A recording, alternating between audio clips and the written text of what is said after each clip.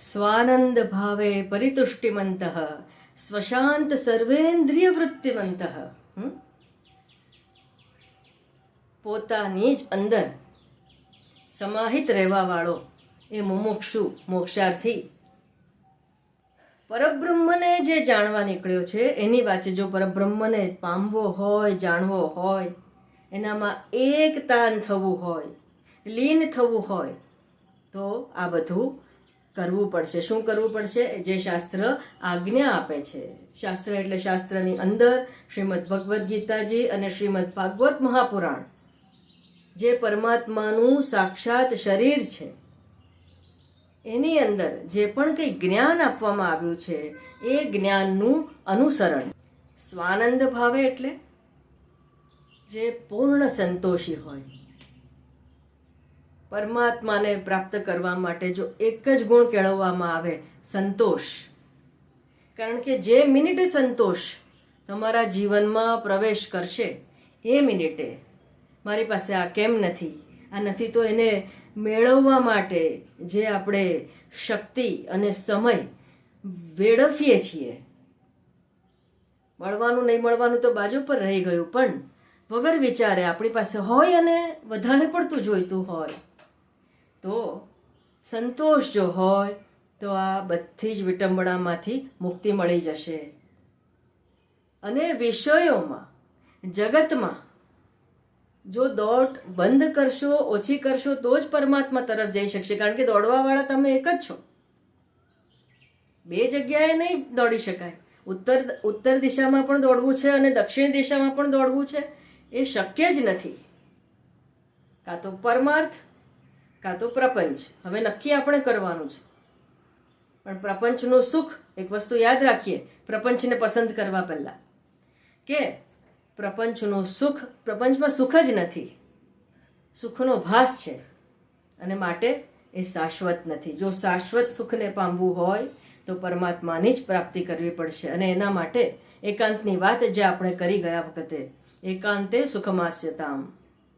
તમારા કુટુંબમાં જ, ઘર છોડીને ક્યાંય જવાની જરૂર નથી, તમારા કુટુંબમાં જ રહો, પણ તમારી પોતાની સાથે રહો. પોતાની જીવન જરૂરિયાત જે છે એને ઓછી કરી નાખો. બસ આ જ સાચું એકાંત છે. એકાંતની વાત આવી એટલે કબીરજીનો એક દોહો યાદ આવી ગયો. સિંહો કે નહીં લેહડે, હંસો કી નહીં પાત, લાલો કી નહીં બોરિયા, સાધુ ના ચલે જમાત. જે સાધુ, સાધુ એટલે કે પરમ તત્વને પામવા માટે નીકળી ચૂકેલો મોક્ષાર્થી, મુમુક્ષુ, જ્ઞાનીજનો, એ ગર્દીમાં, સંઘમાં નથી રહેતા. જેમ સિંહ હોય છે ને, સિંહ એકલો ચાલે છે, ઝુંડમાં નથી રહેતો.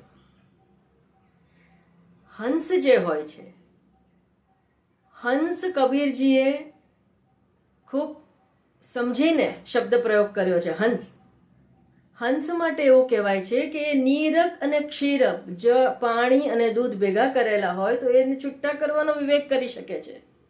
તો એનો આ ગુણ જે જ્ઞાનીજનો પાસે અપેક્ષિત છે, કે આ સંસારમાં નિત્ય અને અનિત્ય એને છૂટા પાડવા રૂપી વિવેક જે કરી શકે છે, ખરા ખોટાનો વિવેક કરી શકે છે, સત અને અસતનો વિવેક કરી શકે છે.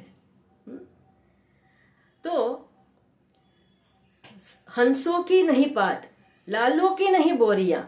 લાલો એટલે જે રત્ન હોય છે.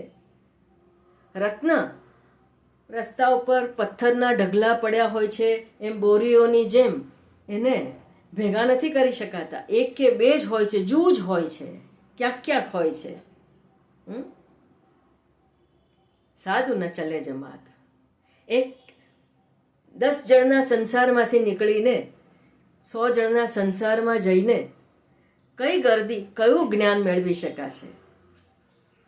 જ્ઞાન અહીં અત્યારે જ્યાં છો ત્યાં જ મળી રહેશે. આપેલું છે. હવે કળિયુગમાં આ સગવડ આપી દીધી છે. કઈ રીતે? તો શ્રીમદ ભાગવત મહાપુરાણમાં પરમાત્માએ ભક્તિ રસ આપ્યો છે.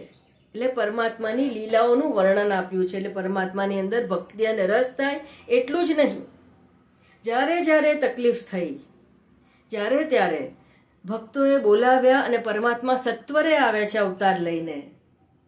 એટલે ભક્તને એક આશ્વાસન, સાંત્વન પણ મળે છે કે ના, મને પરમાત્મા પહેલી વાર તો કોઈ તકલીફ આવવા જ નહીં દે, અને આવે તો એનું નામ માત્ર લેવાથી બધી જ તકલીફ જતી રહેશે.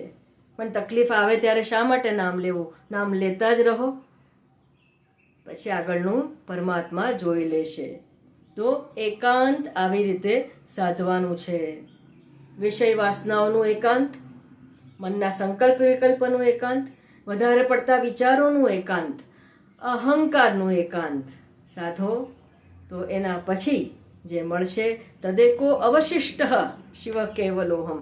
આ બધો પ્રપંચ છોડી દઈશું તો જે વધી જશે, જે બચી જશે, જે શાંતિ મળે છે એ જ આ પરમાત્મા છે. એ જ વાત બધા જ જે પણ કંઈ શાસ્ત્ર છે, ગ્રંથ છે એને કરવી છે. તો પરમાત્માનું નામ સ્મરણ જપ કરીએ. દંદન ગુરુ નાનક દેવજીએ ખૂબ સુંદર વાત કરી છે. એ નાનક દેવજી જેઓએ શ્રી ગુરુ ગ્રંથ સાહેબ આપણને આપ્યો, જે અંતિમ ગુરુ છે. એના પછી કોઈ પણ વ્યક્તિ વિશેષ ગુરુ છે નહીં, એની પરવાનગી આપવામાં આવી નથી. કારણ કે કોઈ વ્યક્તિ વિશેષને જો ગુરુ બનાવી લેશો તો શું થશે? હા, જ્ઞાન મેળવવાનું શિક્ષા ગુરુ હોઈ શકે, જે પુસ્તકમાં, જે શાસ્ત્રમાં જે જ્ઞાન આપ્યું છે એ તમારા સુધી પહોંચાડી શકે, મીડિયા બની શકે, માધ્યમ બની શકે. પણ કોઈ વ્યક્તિ પોતાને પરમાત્મા તરીકે હવે ગુરુ તરીકે ઓળખાવી શકે નહીં. ગુરુ તો ગ્રંથ જ છે, ગુરુ તો શ્રીમદ ભગવદ્ ગીતા સાક્ષાત છે, ગુરુ તો શ્રીમદ ભાગવત મહાપુરાણ જ છે. આ ગ્રંથોમાં જે જ્ઞાન આપવામાં આવ્યું છે એમાં માંડુક્ય ઉપનિષદમાં જેમ ઓમકારની ઉપાસનાની વાત કરી છે, એવી જ રીતે શ્રીમદ ભગવદ્ ગીતાજીમાં ઓમ તત્સત ઇતિ નિર્દેશ બ્રહ્મણસ ત્રિવિધ સ્મૃતાઃ, બ્રહ્મને ઓમ તત્સત કહ્યું છે. એવી જ રીતે શ્રી ગુરુ ગ્રંથ સાહેબજીમાં એ જ કહ્યું છે, એક ઓમકાર સતનામ. એ ઓમકારની જ ઉપાસના કરીને આટલું જ છે જ્ઞાન, આનાથી વધારે નથી.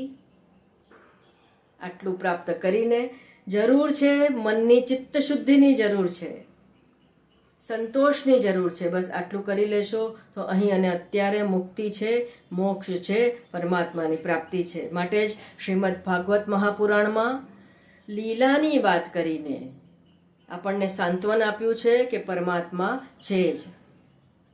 આમ ભક્તિ શીખવાડતા કર્મયોગ, નિષ્કામ કર્મયોગ પણ શીખવાડ્યો છે, ઉપાસના યોગ પણ કરવા કહ્યો છે. અને ત્યારબાદ એ પરમાત્માનું શાંત ચિત્ત જ્યારે થઈ જાય છે, ચિત્ત શુદ્ધ થઈ જાય છે, ત્યારે એ જ પરમાત્મા જ્ઞાન સ્વરૂપે આપણી અંદર બિરાજે છે. એ આપણી અંદર બિરાજમાન જે પરમાત્મા છે એને ઓળખવા માટેની જે પણ કંઈ ગુરુજનોની આજ્ઞા છે, શાસ્ત્રમાં આજ્ઞા છે, બસ એનું પાલન કરવાનું છે. અસ્તુ.